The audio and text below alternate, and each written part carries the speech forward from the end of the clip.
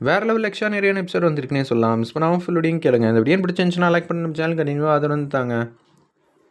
விஷால் வந்து க்யூட்டாக அழகாக வந்து ரெடி ஆகிட்டு இருக்காங்க. இசை மேலே நம்ம எவ்வளோ அன்பு பாசம் வச்சுருக்கோம். கூடிய சீக்கிரம் இது எல்லாத்தையும் வந்து அவளுக்கு கொஞ்சம் கொஞ்சமாக வந்து புரிய வைக்கணும். ஆனால் சுபத்ரா அம்மா மற்றவங்கள பற்றி கொஞ்சம் கூட வந்து யோசிக்காமல் இங்கேருந்து போறியா இல்லையா, நீ மாடியில் இருக்கிற ரூமில் வந்து தங்கு, நாங்கள் இந்த வீட்டில் என்னென்ன செய்யணுமோ அதெல்லாம் செஞ்சு முடிச்சதுக்கப்புறம் உன்னை கூப்பிட்றோம், அப்போ நீ வந்தால் போதும், சொன்னால் புரிஞ்சிக்க, என்ன என் பையனை வந்து எனக்கு எதிராக வந்து பேச வைக்கணுமா, அப்படியெல்லாம் ஒன்றும் இல்லாத, நான் ஏன் அப்படியெல்லாம் வந்து செய்ய போகிறேன் அப்படின்னு சொல்லி யோசிச்சுட்டு அவங்க மாட்டுக்கும் மாடிக்கு வந்து போகிறாங்க. இசைக்கு பார்க்குற விஷயம்லாம் உனக்கு பார்த்துருந்தா என்ன நடந்திருக்கும் நீயே யோசிச்சுப்பாருன்னு சிந்தாமணி வந்து பேசும்போது, ஏன் நீங்களே வந்து ஐடியா வந்து கொடுக்க வேண்டியதானே அப்படின்னு அந்த இடத்துல வந்து கேட்குறாங்க. சும்மானு இருங்க, அப்புறம் எதுவாக இருந்தாலும் பேசிக்கலான்னு சொல்லிட்டு, அம்மா நீங்கள் பண்ணுறது எல்லாரோட மனசுக்கும் கஷ்டமாக இருக்குன்னு ராகு வந்து பேசுகிறாப்புல, ஏய் சும்மானு இருடா எனக்கு தெரியும் அப்படின்னு சொல்கிறப்ப விஷால் வந்து ரெடி ஆகிட்டு அப்படியே கீழெல்லாம் வந்து வந்துக்கிட்டு இருக்காங்க. இப்போ என்ன சொல்கிறதுன்னு தெரியலையே, விஷால் வந்து ஏதாவது கேட்பாப்லையே அப்படின்னு சொல்லி யோசிக்கிறப்ப வர்ஷினி கிட்ட பேசலான்னு மாடிக்கு வந்து போகிறாங்க. துணிமணி எல்லாம் வந்து மடிச்சுக்கிட்டு இருக்காங்க. நம்ம வர்ஷினி அப்பன்னு பார்த்து யதார்த்தமாக பேசிக்கிட்டு இருக்காங்க. என்னக்கா நீங்கள் நின்றுக்கிட்டு இருக்க, உனக்கு ஒன்றும் புரியலையா வர்ஷினி, கீழே என்னால் இந்த குடும்பத்தில் ஏதோ வந்து நடக்க போகுதுன்னு அத்தை மலை போல் நம்புகிறாங்க. அதுக்காக அந்த இடத்துல வந்து பரிகாரமோ என்னமோ செஞ்சுக்கிட்டு இருக்காங்க. அப்படி இருக்கிற சூழ்நிலையில் நான் போய் அங்கே நின்னா சரிப்பட்டு வருமா அப்படின்னு சொல்லி கேட்கும்போது, எனக்கு புரியுதுக்கா, நிச்சயம் மாமா இதெல்லாம் பார்த்துட்டு சும்மாலாம் இருக்க மாட்டாரே, ஆமாம் அவர் என்ன பண்ணுவாருன்னு தெரியல, இருப்பினும் எனக்கு என்ன சொல்கிறதுன்னு தெரியல, நான் எது செஞ்சாலும் அத்தை புரிஞ்சிக்கவே மாட்டேங்கிறாங்க, எல்லாத்துக்கும் காரணம் நம்ம அம்மா தானே அப்படின்னு சொல்லி யோசிக்கும்போது விஷால் வந்து க்யூட்டாக அழகாக மாதம் வந்து ரெடி ஆகி வராங்க. அப்பன்னு பார்த்து எல்லோரும் ஜோடி ஜோடியாக உட்காந்துருக்காங்க. இதை வந்து பார்க்குறாங்க நம்ம விஷால். விஷால் மாலையை வந்து கழுத்தில் போட்டுக்கப்பா அப்படின்னு சொன்னோன்னே விஷாலும் வந்து கழுத்தில் வந்து போட்டுக்கிறாங்க. அப்பன்னு பார்த்து இசையை வந்து சுற்றி சுற்றி தேடிட்டு இருக்காரு நம்ம விஷால். என்னடா அது எல்லாரும் வந்து ஜோடி ஜோடியாக உட்காந்துட்டு இருக்காங்க, என்னோட ஜோடி எங்கே போனா அப்படின்னு சொல்லி யோசிக்கிறப்ப அப்பன்னு பார்த்து தங்க வந்து பேசுகிறாங்க. அண்ணே நீ எதுக்கும் யோசிக்காதண்ணே, தயவு செஞ்சு போன வாட்டி யோசித்த மாதிரி எதுவும் தப்பாக வந்து யோசிச்சிடாத, என்ன ஆச்சு, அம்மா தான் மாடிக்கு போக சொல்லிட்டாங்க, இங்கே நல்ல விதமாக வந்து எல்லாம் முடிக்கிற வரைக்கும் வரவே கூடாது அப்படின்னு சொல்லியிருந்தாங்க. அதனால தான் அண்ணி மாடியில் வந்து இருக்காங்க. இசை இங்கே கீழே வந்ததுக்கப்புறம் தான் அம்மா மாடிக்கு போக சொன்னாங்களா, இல்லை யதார்த்தமாக இசையை முன்னாடியே போக சொல்லிட்டாங்களா? இல்லைண்ணே, அண்ணி ரொம்ப ஆர்வமாக இருந்தாங்க, அம்மா தான் மூஞ்சியில் அடித்த மாதிரி பேசிட்டாங்க, இரு நான் பார்த்துக்கிறேன், நான் சொன்னேன்னு சொல்லிடாத சரியா அப்படின்னு சொல்லும்போது, அம்மா என்னோட பொண்டாட்டி எங்கம்மா அப்படின்னு சொல்லும்போது, இப்போ எதுக்கு கண்டவங்களை பற்றி இங்கே பேசிகிட்டு இருக்க, அம்மா நீ யாரை சொல்கிறேன்னு தெரிச்சு தான் சொல்கிறியா, போன வாட்டியே நான் உனக்கிட்ட வந்து சொல்லியிருக்கேன், சரிம்மா இப்போ அவங்க கலந்துக்கிறதுனால உனக்கு என்ன பிரச்சனைன்னு விஷால் பாயிண்ட்டாக கோவப்படாமல் நிதானமாக கேட்குறாங்க. ஏண்டா இங்கே என்ன நடக்குதுன்னு தெரிஞ்சு தானே பேசுகிறேன்னு பாட்டி வந்து கேட்குறாங்க. சொல்லுங்கள் பாட்டி, நீங்கள் சொல்லுங்கள், நான் தெரிஞ்சுக்கிறேன், அமைதியாக தானே கேட்குறேன், நான் ஒன்றும் கோவப்படலை ஆத்திரப்படலை, சொல்லுங்கள். இல்லைப்பா, அவளுக்கு நல்லபடியாக வந்து ஒரு காலம் அமையணும் தான் இங்கே எல்லாமே வந்து செஞ்சிகிட்ருக்கோம். ஓகே, அப்போனா அதில் மெயினான ஆள் யார், நீங்களே சொல்லுங்கள் பார்ப்போம், அவள் தானே, அவள் இங்கே இருக்கக்கூடாதுன்னு எதுக்காக முடிவெடுத்தீங்க? விஷால், அம்மாவை எதிர்த்து பேசணும்னு பேசாத, நான் யாரையும் எதிர்த்தெல்லாம் பேசலம்மா, பொறுமையாக நிதானமாக கேட்குறேன், அவளுக்கு ஒரு நல்லபடியாக வந்து காலம் வந்து அமையணும் தான் இங்கே எல்லாமே பண்ணிகிட்ருக்கீங்க. ஆனால் முக்கியமான ஆள் அவள் கிடையாது.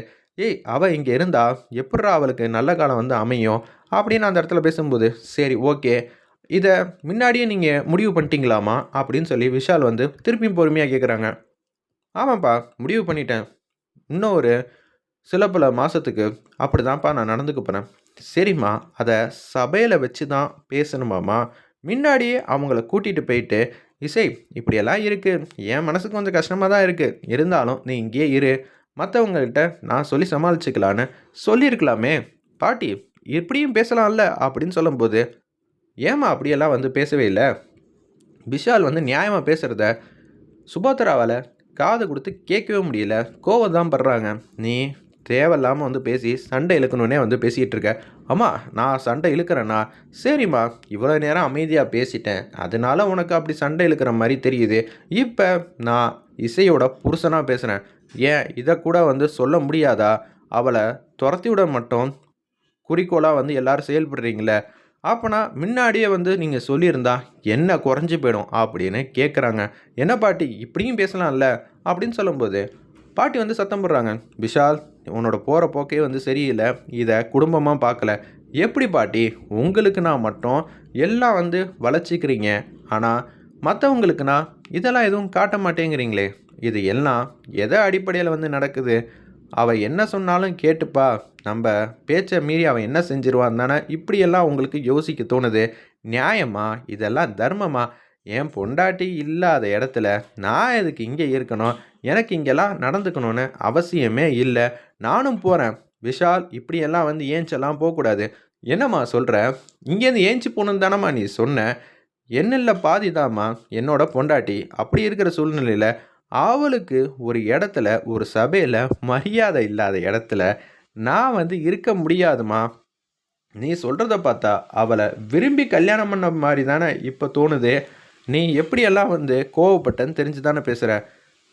அத்தை, செமையாக வந்து இருக்கேன். என்கிட்ட வாங்கி கட்டிக்காமல் இருக்கணும்னா நீங்கள் அமைதியாக இருக்கணும். அம்மாக்கிட்டேயே நான் எப்படி பேசுகிறேன்னு உங்களுக்கே தெரியும், பார்த்துக்கங்க அப்படின்னு சொல்லி அந்த இடத்துல கையை வந்து சுற்றி வந்து காட்டுறாரு. அந்த இடத்துல, ஏய் நீ இப்படி பேசுகிறத பார்த்தா என்ன அடிச்சிருவியா? நான் அப்படியெல்லாம் ஒன்றும் சொல்லலையே. நீங்களாம் வந்து முடிவு பண்ணிட்டீங்கன்னா சரிப்பட்டு வராது. நான் கோவத்தில் இருக்கேன். என் கோவத்தை பற்றி உங்களுக்கே நல்லா தெரியும்.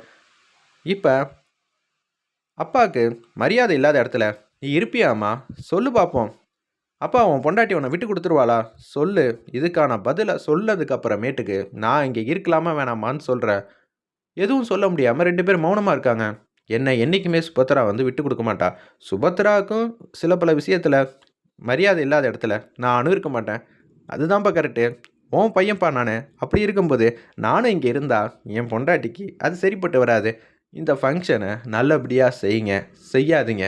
இசையை நீங்கள் என்னைக்கு வாமா மருமகளே எல்லாத்தையும் எடுத்து செய், இங்கே வந்து உட்காருமான்னு சொல்கிறீங்களோ அன்னைக்கு உங்கள் புள்ள உங்கள் கண்ணுக்கு தெரிஞ்சதாக இருக்கட்டும். அது வரைக்கும் என்னையும் நீங்கள் எல்லாரும் சேர்ந்து ஒதுக்கி வச்சதாக இருக்கட்டும்னு விஷால் வந்து செம்மையாக வந்து பேசிடுறாப்புல. இதை கொஞ்சம் கூட எதிர்பார்க்கல. நான் கேட்டதில் தப்புனா யாராவது ஒரு வார்த்தை எதிர்த்து பேசுங்க அப்படின்னு சொல்லும்போது, எப்படி விஷால் நீ நல்ல முடிவாக தான் எடுத்திருக்கேன்னு எனக்கு சந்தோஷமாக இருக்குன்னு பாஸ்கர் வந்து வேந்து போய் பாராட்டுறாப்புல.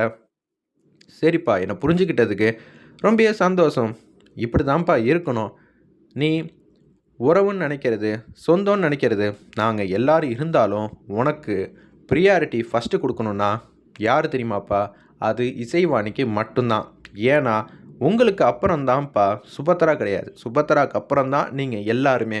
இதுதான் உண்மை, இதுதான் சத்தியம். குழந்தைங்கிறது வளர்ந்துற வரைக்கும் பார்த்துக்கிட்டே இருப்போம். அதுக்கப்புறம் நம்மளை விட்டு பறந்து போயிடுவாங்க. அதே போல தான். ஆனால் கட்டின பொண்டாட்டி மட்டும் நம்ம கூடயே தான் இருப்பாள்.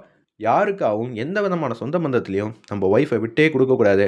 மரியாதை இல்லாத இடத்துல இருக்கவே கூடாது. சரிப்பா, இவ்வளோ தூரம் என்னை புரிஞ்சுக்கிட்டதுக்கு ரொம்ப சந்தோஷம். இவ்வளோ அறிவாக இருக்கிறீங்க. உங்கள் ஒய்ஃபுக்கு ஏதாவது சொல்லி புரிய வச்சிங்கன்னா நல்லாயிருக்கும். சரி, நான் வரேன்னு சொல்லிட்டு மாசா எவ்வளோ ஸ்பீடாக இறங்கி வந்தாரோ அதே போல் எனக்கு இதெல்லாம் தேவையில்லைன்னு சொல்லிட்டு அப்படியே வந்து போகிறாங்க மாடிக்கு. வேறு லெவலில் அல்டிமேட்டாக இருந்துச்சுன்னே சொல்லலாம். இதை பார்த்த உடனே விஷாலுங்கிற மாதிரி கத்துறாங்க. நீ கத்தி என்ன ஆக போகுது? உன்னோட விருப்பப்படி தானே இங்கே எல்லாமே வந்து நடந்துக்கிட்டு இருக்கு. அப்படி இருக்கிற சூழ்நிலையில் நம்ம சில விஷயத்த அப்படியே விட்டுறது தான் எனக்கு சந்தோஷமாக இருக்குது. சரி சுபத்ரா, சந்தோஷப்பட்டு ஆரம்பிச்சிட்டேன். அந்த மனசை ஏன் கஷ்டப்படுத்திக்கிட்டு? விஷாலை இங்கே இல்லைன்னு நினச்சிக்க. தாராளமாக வந்து என்ன வேணான்னு செய்.